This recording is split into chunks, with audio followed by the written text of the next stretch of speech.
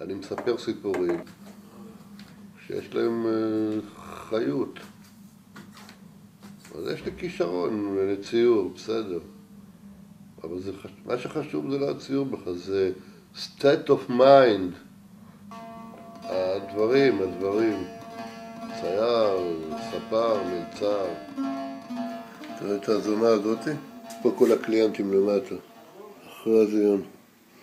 אם היו נותנים לך הזדמנות עכשיו לפרסם משהו, מה היית מפרסם? לא תחבירים, אני שונא תחבירים. רוב הסופרים הם כותבים תחבירים, הם לא... אבל רוב האנשים לא... או שלא אוהבים את זה, או שזה לא נתפס להם, הם קשים הסיפורים. אני יודע מה צריך לעשות. צריך לקחת סיפור אחד שלי מצוין, להעתיק אותו ל20,000 חתיכות ולהעיף את זה מתוך מטוס על תל אביב. אז פתאום ידברו עליי.